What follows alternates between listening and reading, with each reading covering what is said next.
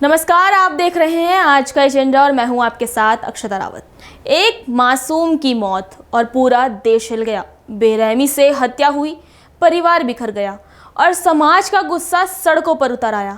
लेकिन ये कहानी यहीं खत्म नहीं होती। मनीषा की चीख, मनीषा की मौत और मनीषा की मां की आंखों का दर्द, ये सिर्फ एक बेटी की कहानी नहीं है, ये इस देश की हर बेटी का सवाल है। मनीषा की बेरहमी से हुई हत्या ने सिर्फ एक परिवार की दुनिया तबाह नहीं की, बल्कि समाज और सिस्टम के मुंह पर भी करारा तमाचा मारा है। सवाल ये नहीं कि अपराध किसने किया, सवाल ये है कि सिस्टम ने क्या किया। सवाल ये है कि जब जिंदगी मौत के दरवाजे पर खड़ी थी तो कानून और इंसाफ क्यों सो रहा था। क्या ये मामला इंसाफ तक पहुंचेगा या फिर बयानबाजी, सियासत और विवादों के जाल में फंसकर गुम हो जाएगा। क्या मनीषा की चीख सत्ता के गलियारों तक पहुंचेगी या फिर हर बार की तरह इंसाफ सिर्फ वादों में रह जाएगा, या फिर ये भी एक ऐसा केस बन जाएगा जिसकी फाइलें सियासत की धूल में दबी रह जाएंगी। आज हम उसी पर सवाल उठाएंगे, मनीषा का इंसाफ या सत्ता का हिसाब। मनीषा एक साधारण लड़की जिसके सपनों भरी आंखों में भविष्य था, लेकिन अचानक सब कुछ बदल गया। मनीषा फिर लौटी ही नहीं। जब घर वालों ने तलाश की तो बेटी की लाश मिली। परिवार का दावा है कि मनीषा के साथ गैंगरेप हुआ, फिर हत्या कर दी गई। पुलिस पर आरोप लगा कि पहले एफआईआर दर्ज नहीं की गई, सबूत मिटाने की कोशिश हुई। गांव के लोगों का आरोप है कि पहले मामले को दबाया गया, बाद में जब मामला मीडिया में आया तो प्रशासन हरकत में आया।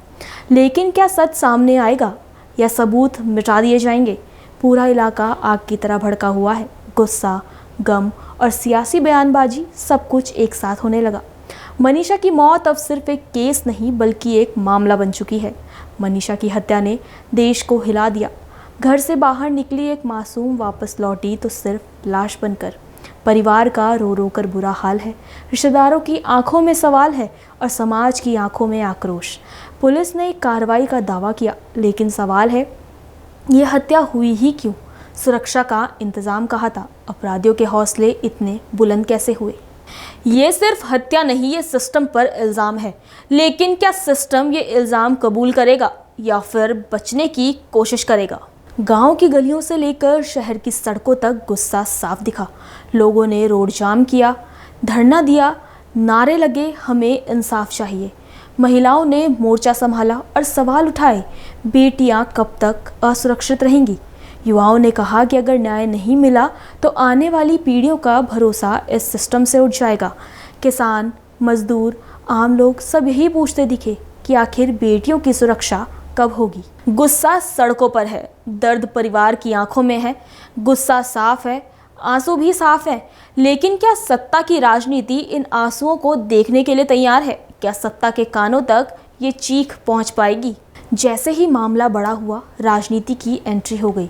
विपक्ष ने कहा प्रदेश में कानून व्यवस्था की हालत बदतर है, कानून व्यवस्था पूरी तरह से फेल है। सरकार ने पलटवार करते हुए दावा किया कि दोषियों को बख्शा नहीं जाएगा, लेकिन नेताओं की बयानबाजी और आरोप प्रत्यारोप के बीच असली मुद्दा यानी इंसाफ कहीं खो गया। नेताओं ने गाँव का दौरा किया, कोई परिवार के साथ बैठा, कोई धरने पर बैठा, लेकिन हर नेता के बयान में राजनीति झलक रही थी। जनता पूछ रही थी, ये दौरे इंसाफ दिलाने के लिए हैं या सिर्फ वोट बैंक साधने के लिए? देखिए, हरियाणा के भिवानी में एक 19 साल की शिक्षिका जो 11 अगस्त को स्कूल गई और 13 अगस्त को उसकी डेड बॉडी 2 दिन बाद मिली। उसके माता पिता, परिवार के लोग, क्षेत्र के लोग धरने में बैठे हुए हैं। कल मैंने उस पर एक्स के जरिए अपनी बात रखी थी। उसके बाद मुख्यमंत्री ने सीबीआई जांच की घोषणा की है। मैं ये समझता हूं कि लंबे समय से उस मामले को टाला गया और बेटियों को न्याय देने में जो हरियाणा सरकार है वो बहुत पीछे रह रही है। कई अधिकारियों को हटाया गया, तमाम तरह की बातें की गई, आंदोलन हो रहे हैं, कैंडल मार्च हो रहे हैं, लेकिन सरकार सो रही।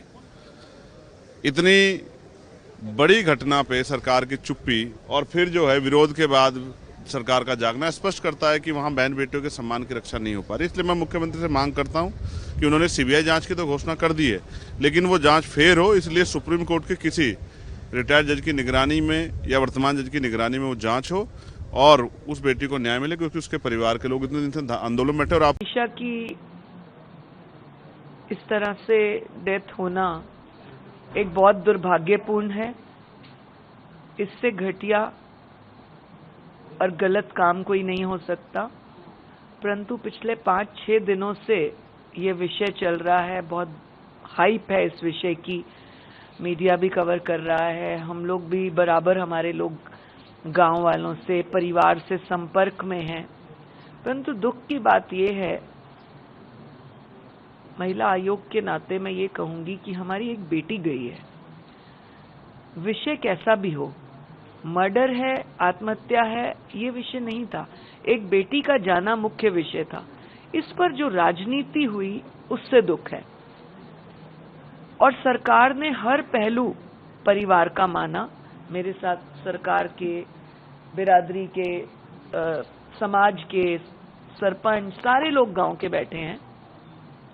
हमने बड़ी गहराई से 2-3 दिनों से चर्चा की कि परिवार ने जो जो बात रखी, जो जो वहम उनको था, असंतुष्टि थी। आप देखिए, पहली असंतुष्टि उनको पुलिस कर लेकर थी। प्रदेश के मुख्यमंत्री ने पहला स्टेप यही लिया कि पुलिस हटा दी, ताकि किसी को ये ना हो कि इनकी पुलिस ने ऐसा किया।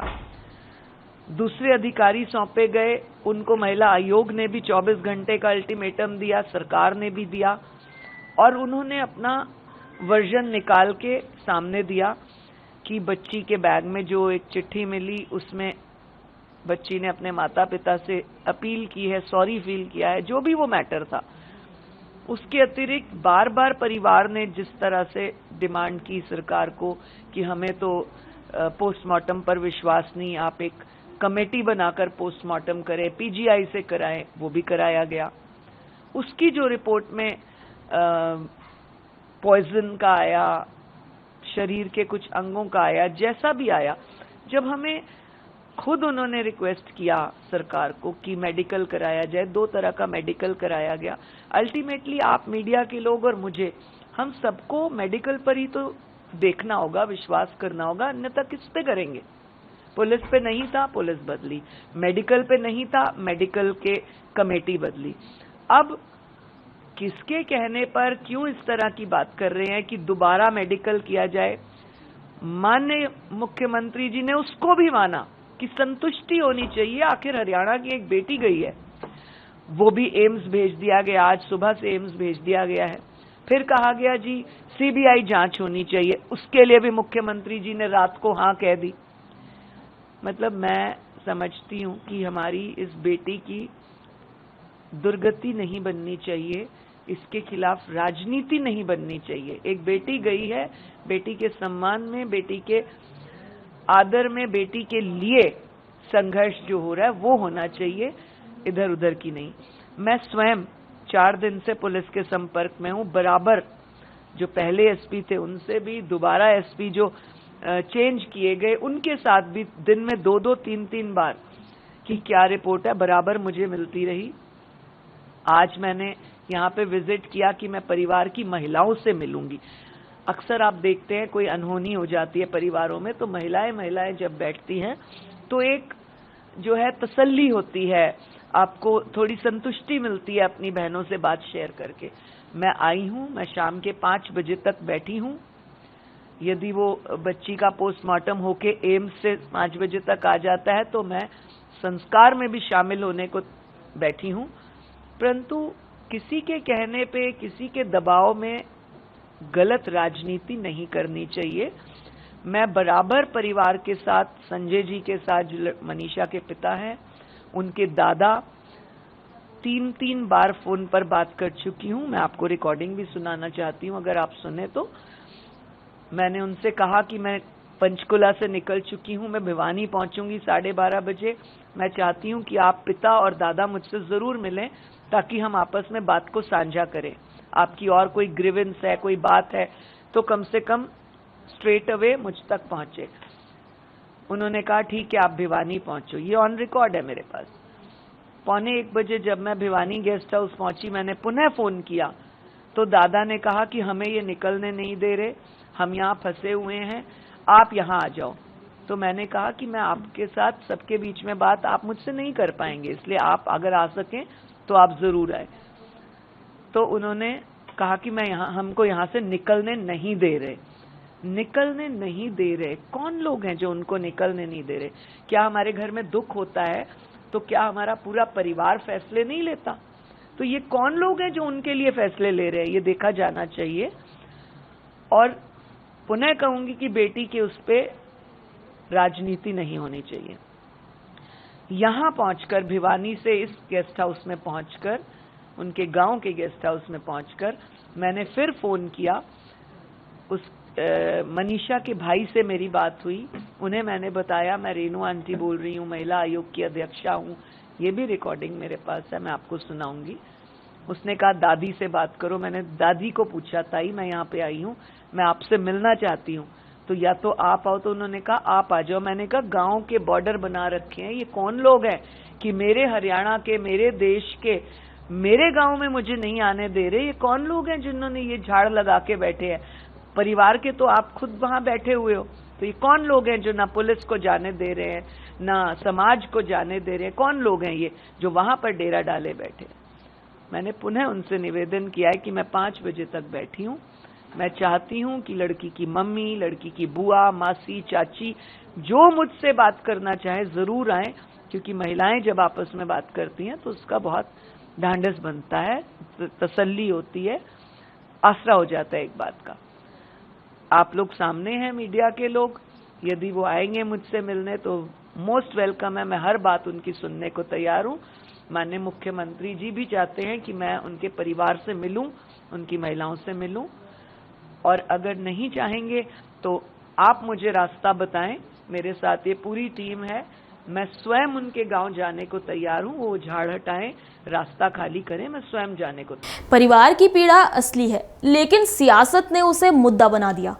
क्या यही वजह है कि इंसाफ अब सिर्फ चुनावी जुमला बनकर रह गया है? और इंसाफ के रास्ते पर राजनीति की दीवार हर बार क्यों खड़ी हो जाती है? मनीषा की मां कहती है मेरी बेटी आत्महत्या नहीं कर सकती, मुझे इंसाफ दो। पिता कहते हैं हमारी बेटी की मौत को राजनीति का मुद्दा मत बनाओ। परिवार ने साफ कहा हमें पैसे नहीं चाहिए, हमें इंसाफ चाहिए, लेकिन आज तक इंसाफ का रास्ता साफ नहीं दिख रहा। मनीषा की हत्या सिर्फ एक अपराध नहीं, ये हमारे समाज की सोच और हमारी व्यवस्था पर भी बड़ा सवाल है कि आखिर बेटियां कब तक असुरक्षित रहेंगी? अपराधियों को संरक्षण क्यों मिलता है? और कब तक हर दर्दनाक वारदात के बाद सिर्फ कड़े कदम उठाए जाएंगे वाली लाइनें सुनते रहेंगे? ये मामला समाज के उस डर को दिखाता है जो हर परिवार के दिल में है। क्या हमारी बेटियां सुरक्षित है? परिवार की आंखों में सिर्फ एक ख्वाहिश है, वो है इंसाफ। यह हत्याकांड पूरे सिस्टम पर सवालिया निशान खड़ा करता है। पुलिस की कार्रवाई पर शक है, सरकार के वादों पर सवाल है और नेताओं की नीयत पर भी। जनता पूछ रही है क्या सचमुच इंसाफ मिलेगा, या ये केस भी उन्हीं अनगिनत केसों की तरह राजनीति की भेंट चढ़ जाएगा? मनीषा की मौत अब सिर्फ एक केस नहीं है, ये देश के न्यायतंत्र की साख का मामला है। अब सवाल है बेटियों की सुरक्षा कहाँ है? क्या कानून सिर्फ किताबों में है? क्या पुलिस सियासत के दबाव में काम करती है? हर माँ बाप अपनी बेटी को सुरक्षित देखना चाहता है, लेकिन मनीषा का मामला हमें याद दिलाता है कि सुरक्षा सिर्फ जुमला रह गई है। हर बड़ी घटना के बाद यही सवाल उठता है, अब की बार कानून कितना बदलेगा? लेकिन हर बार जवाब अधूरा रह जाता है। क्या मनीषा को इंसाफ मिलेगा, या फिर उसकी मौत भी उन्हीं किस्सों में दब के रह जाएगी जिनका अंत कभी नहीं होता? याद रखिए, इंसाफ में देरी इंसाफ से इनकार के बराबर है। तो ये था आज का एजेंडा। देश दुनिया की बड़ी खबरों के लिए बने रहिए Pulse 24 न्यूज़ के साथ। तब तक के लिए नमस्कार।